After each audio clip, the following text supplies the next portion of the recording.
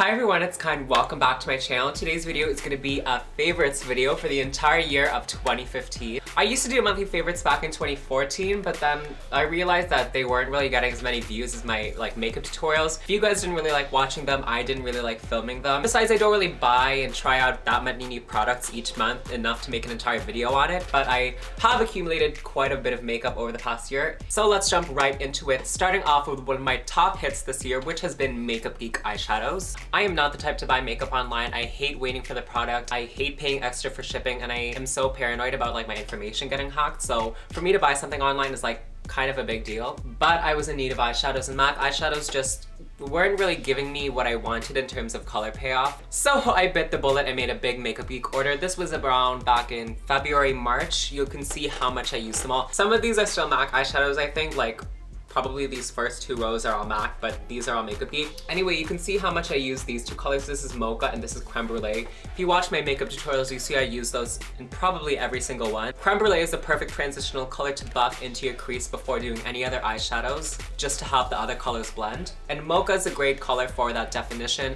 It's a great deep neutral brown. Another eyeshadow that I really love from them is Wisteria, which is this lilac color. Every time I'm using pinks or purples, which I kind of do a lot, I always like to use Wisteria kind of as a transitional color in place of Creme Brulee, except I would use this when I'm using colors instead of neutrals. Some disappointing colors though.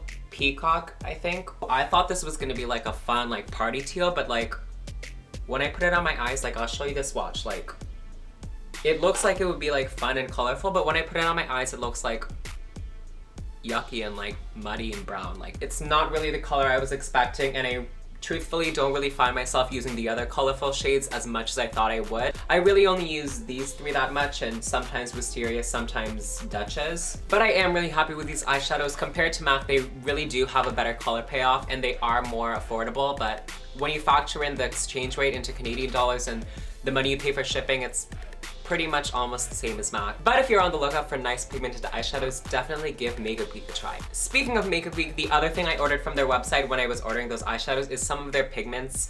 I got Utopia and Vegas Lights, and these are both gorgeous. I'll insert pictures of me here wearing them on my eyes. I'm so happy with them. I've used them both so much and you can't even really tell that I used any at all. But if you try to apply them dry though, it's just gonna look like a dusty, crusty ass mess. So definitely make sure you're applying them foiled, meaning that you're dampening your brush using eye drops or Fix Plus. I use eye drops because why would I use my Fix Plus when eye drops are so much cheaper? Moving on, my next favorite are the NYX Intense Butter Glosses.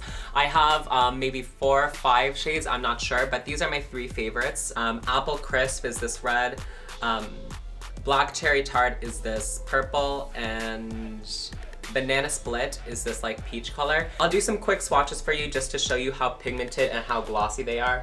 This is the red, that's Apple Crisp, this is Black Cherry Tart, and the third one is called Banana Split. I don't really know how you're supposed to use these. I don't know if you're supposed to use these by themselves. I always just put them over corresponding lipstick colors, except this Banana Split, I don't really put over orange lipstick. I put it over red lipstick and it creates this nice coral color. I don't know, maybe I have a picture. I'll put it in here if I do. As you can see, the colors are really bright and really glossy, which I'm in love with. The only thing I wish I can change is the names of them. I kind of wish they were nice diva glam names and not Banana Split. Isn't that such a nerdy name? I get embarrassed every time I use it, but I mean, what can you do in this world? This is the NYX The Curve eyeliner. If you know me, you know I love using gel liner for that wing, but if I can't use my gel liner and I have to use liquid, this is my favorite liquid liner by far. It's so easy to put on because it forms to the shape of your finger, so the tip is literally so close to your finger and so close to your eye. I love it. Does it replace my gel eyeliner? Probably not, but if you're in the market for a good liquid liner and you don't want to use gel, definitely give this one a try. Next up is a brow product, and you guys know that I love to use my Anastasia Dip Brow for my brows, but sometimes when I'm not really feeling that painted on sharp eyebrow effect, I like to go for a more natural bushy eyebrow. This is a NYX Micro Brow Pencil, and it's great for just penciling in little hairs and hair-like strokes. It's great for, like I said, that natural brow look when I don't really want that super defined brow. The only complaint I have about this though is that it doesn't really last as long as a pomade would. I feel like I only was able to use this for a couple weeks and then I ran out of product, whereas with an eyeshadow or a pomade it lasts for so much longer, so I don't know if I'd be repurchasing this, but I was really happy with this. I just wish it would come with more product. So this next product, if you watch my videos, should come as no surprise to you. It's the Becca highlighter in the color Opal. I believe the official name for these is the Shimmering Skin Perfector Press, which you know is way too long for me to write in the description. I just say Becca highlighter, but this is the color Opal. 9 times out of 10, if you see me wearing highlighter, it's probably this one. It's my favorite one. Out of all the other highlighters I had, some of them kind of appear kind of like chunky and glittery, but this one, if you put it on right, it appears nice and dewy and wet, which I love that look. But what I love most about this is how it's so versatile. I love to use this on the inner corner to highlight my tear duct. I love to use this as a lid color on my eyes. Using a brush that's a little bit damp, it works as a perfect lid color because it's so opaque and it gives such nice color payoff. If you're in the market for a highlighter, definitely give this one a try. I know it's expensive. I think this came out to almost $50 Canadian, but it lasts for so long. I don't know how long I've had this, probably for months now, and I still haven't hit pan because I don't really use that much since so little goes such a long way. And I use a lot of highlighters, so that's coming from me. So this next product is a lash glue. This is the Duo Brush On Adhesive, the latex free version. I have tried the Duo Dark Glue, the White Glue. I've tried the other brands. I've tried Quo, Revlon, and none of them have come close to this little guy. Unlike the ones in the squeeze tube, it makes no mess because it isn't just a brush on. All you have to do is brush on the lashes and then put it back. And unlike the other Duo glues, you don't really have to wait a long ass time for it to dry. It dries in maybe like 10 seconds. And also when you take it off at night, like it doesn't really peel off and like get all clumpy because it's not latex. It's just, I don't know what the scientists did to make this glue, and I don't know why every other lash glue is not like this, because this should be the standard of how all other lash glues should be. This next product is from Sigma and it's a makeup brush. It's the 3D HD Kabuki. Before this, I used to use the Real Techniques foundation brush, and I used to think that this was like the best foundation brush on the market. It's like, oh, it's so dense, but like after I've tried this, this feels like it's so fluffy. Like the bristles on this are like so tightly packed that like they barely even bend when they touch your face, which is exactly what you want in a foundation brush because all the product isn't getting soaked up by the bristles, rather it's going all on your face and you're getting the maximum coverage that you can. Okay, we're almost at the end here. This next favorite is the Wolfe FX and FX Hydrocolours palette. This is the Essentials palette. It comes with 6 colors. It comes with white, yellow, red, green, and it also comes with a blue and black. They're just not in here, they're somewhere else, I don't know. It has all the colors that you need to create any color you want. It's great for beginners if you want to get started into face painting. Water-based face paints are great because they're so easy to blend, easy to use, and you don't really have to set them with powder because all you have to do is just wait for them to dry. If you look back on my YouTube or my Instagram, I've done a lot of face painting and fantasy looks, and pretty much all of them, maybe except a few, have been based off of this palette. So if you wanted to get into face painting or creative makeup, definitely check out Wolfe FX Hydrocolours. They do sell their colors in bigger containers. I think I have one of them here actually. This is a container of the white. They even have bigger ones than this, but I always just get the palette just because it has all the colors and it's like the cheapest. They also have other palettes too. This is just like the essentials with all like the basic colors, but I'm